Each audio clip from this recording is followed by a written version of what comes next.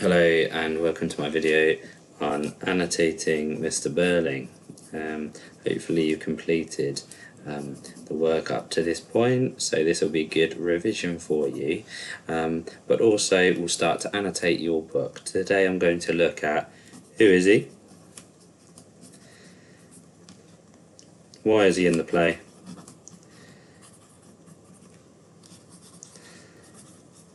and my top 7 quotes from Act 1.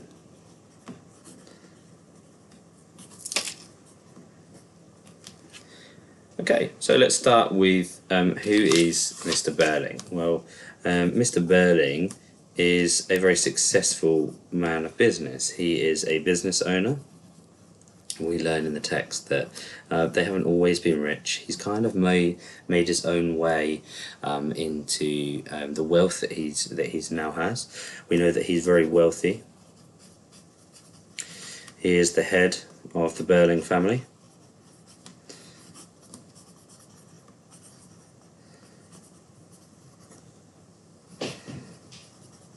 And also, and perhaps importantly, that he is quite successful. So, bear some of those ideas in mind as we're looking at his character, because if you're a business owner, you're successful, and you're head of a family, you're probably going to have certain character traits. Now, why is he in the play? Well, he represents the negative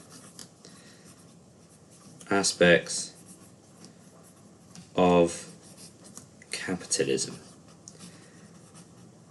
Priestley was a socialist, as we've looked at in previous videos, and Birling represents capitalism, the idea that he runs a company and takes all of the earnings from the company and pays his workers very little. It's the idea that if you work hard, you keep what you have, but at the expense of everybody else. Ultimately, it's a very selfish and egotistical way to live. We are meant to dislike Mr Birling. We're not supposed to like Arthur Birling. He's not a pleasant character. We also learn from looking at him in Act 1, he's set up for us to understand that he's not particularly world wise, he's not really that intelligent, and we know that a lot of the things that he says are incorrect, they are wrong, and we are supposed to kind of almost laugh at him and the way in which he envisions the world. That's because Priestley was trying to point out to the people, normal everyday people, that capitalism was wrong and it was all about socialism. And this was just before the first Labour government, which led to the construction of the NHS and a benefit system that helped the less fortunate in society. Up until this point, it was wealthy business owners that kept all of the money, whilst the workers received very little. Okay, so my top 7 quotes, I'm going to start with page 161, which is the very first page. It's the first stage direction that really depicts Birling's character, and it's the description of his actual kind of features and what he looks like. Just sort the focus out quickly. Okay, we learn that Arthur Birling is a heavy-looking, rather portentous man in his middle 50s with fairly easy manners, but rather provincial in his speech.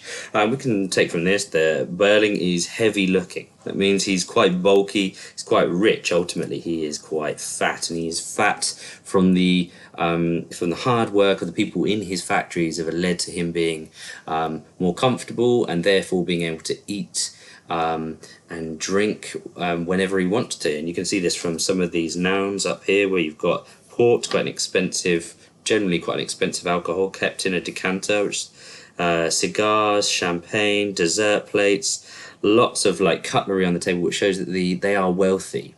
But it also tells us that Birling doesn't really do much. He is inactive, and that's Priestley saying to us that the people at the top of these companies didn't necessarily do any work. They were managers. They made the decisions. They invested the capital or the money.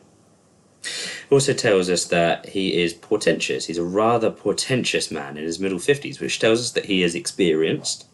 But portentous means that he's quite pompous. That normally comes out as him being kind of like quite grand and likes to show off. So if you're not sure what pompous means there, you can just write that he is a bit of a show off. And we see that in the upcoming quotes as well. And that as a result of that, he's probably quite arrogant. So think about how we kind of, this description of Birling immediately tells us that he's not easy to like. He's not a likeable character at all. Okay. The next quote is on page 164, just at the top of the page, and this is just after the announcement of Gerald and Sheila getting married, and that's why they're all at dinner together, the whole family together. And Birling makes this one of many grand speeches. He is used to being the dominant one at the dinner table. He is the head of the family, remember, so he gives lots of speeches, and this one really points out what kind of man he really is. He says, "Perhaps we may look forward to the time when Crofts and Birlings are no longer competing, but are working together for lower costs and higher prices." So, we learn here that the Crofts and the Birlings are coming together as a family, and that is through the marriage of Gerald and Sheila. And that sadly tells us that this is a marriage not based on love or based on happiness. This is a marriage based on convenience and business convenience. And it tells us that Birling is very business minded, and even in his daughter, he has made this marriage happen for financial gain. And he doesn't really care about Sheila's happiness. This is almost seen as being like a business transaction. The bit that I pick out to analyse perhaps in more detail is this section here when he says, "for lower costs and higher prices." I think that's really significant because it tells us everything that Priestley dislikes about capitalism. The Birling wants to lower the costs, and that means pay people less, which means less money for the poor, and to raise prices so the consumers, the people that buy the product, will have to pay more. And this juxtaposition here, you all know what juxtaposition means, a contrast between two ideas, tells us that everybody loses as a result of capitalism, not just the poor. As a result, we actually have to pay more for the products that we're trying to buy, and shows that capitalism is wrong. So it tells us that, again, Mr Birling is quite uncaring, he's quite unpleasant, he deals with his daughter's marriage as a business transaction, and he is obsessed with business and having to pay less money for what he is doing and to get more money from it. Okay, the next quote actually occurs twice, and it's over on page 165. He says, "I speak as a hard-headed businessman."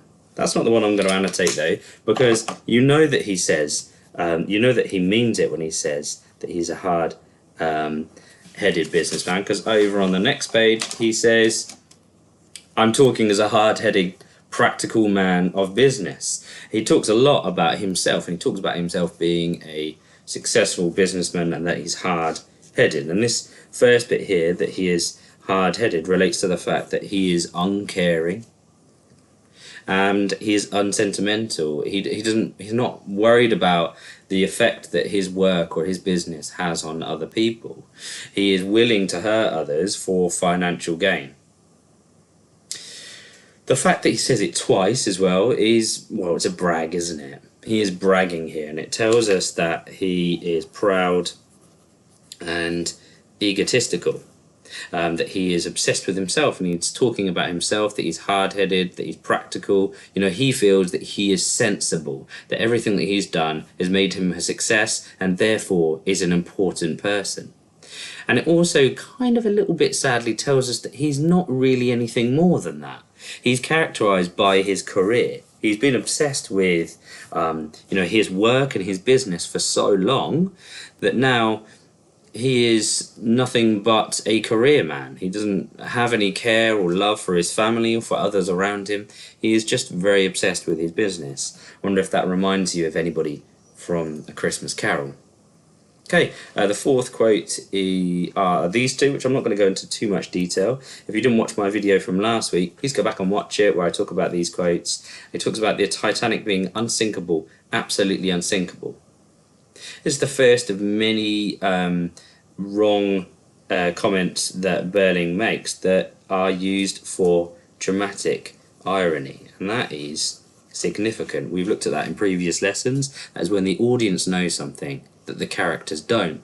Now, this play was released after the Second World War in 1945, and this was written at a time when the Titanic was about to set sail and everybody believed that it was unsinkable. They also believed that this Labour government, who believed in socialism, was nothing more than an annoyance, and there was no chance of another war. Now, we know that the Titanic sunk. We know that a Labour government was formed and the construction of the NHS and benefits and help for those who are less fortunate.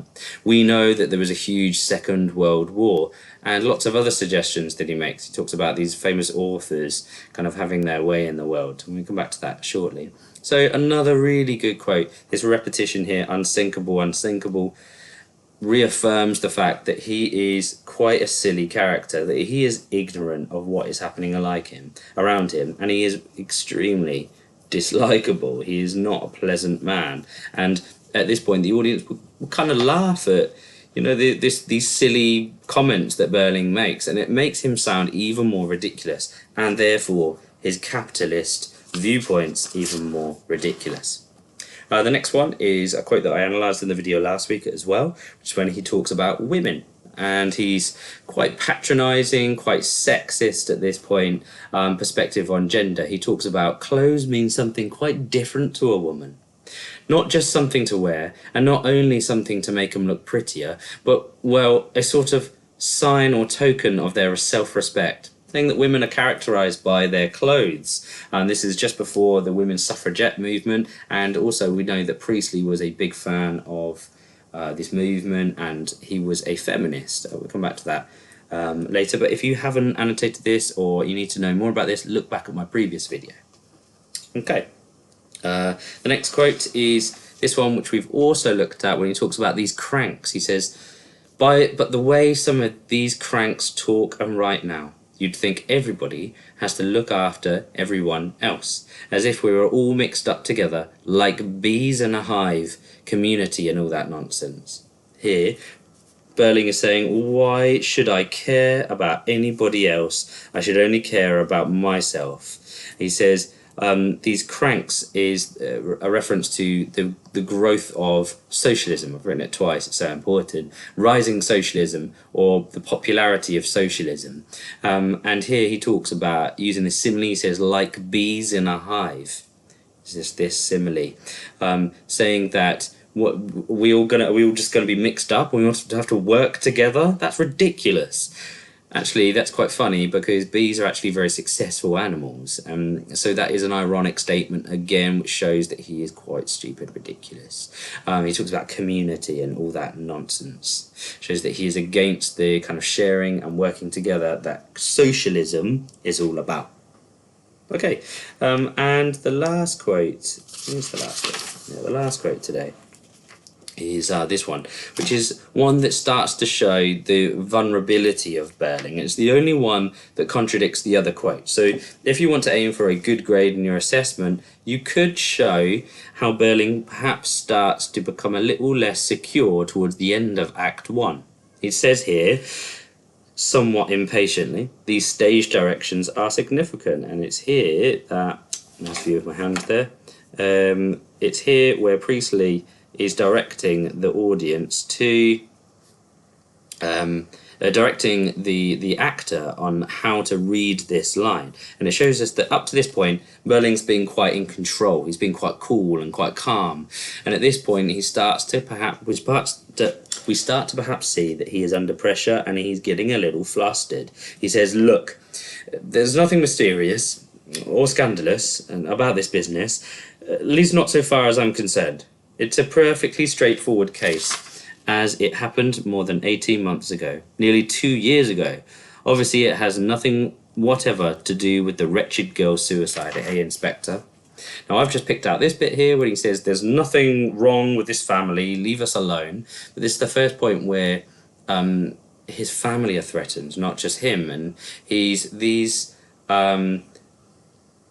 dashes indicate the pauses that he makes when the actor is supposed to read it. So he's showing that perhaps he's not quite as secure as he was before, but also the fact that he talks about this business again. We just learnt that Birling talks about the business of his daughter being married to another member of a family. And now he's talking about the death of a poor innocent girl, a terrible suicide, which he is actually responsible for. And again, he refers to it as business, linking again to his capitalist ideals and the fact that he is a quite unpleasant, quite angry and rude character because he says it impatiently, and not a very nice man at all.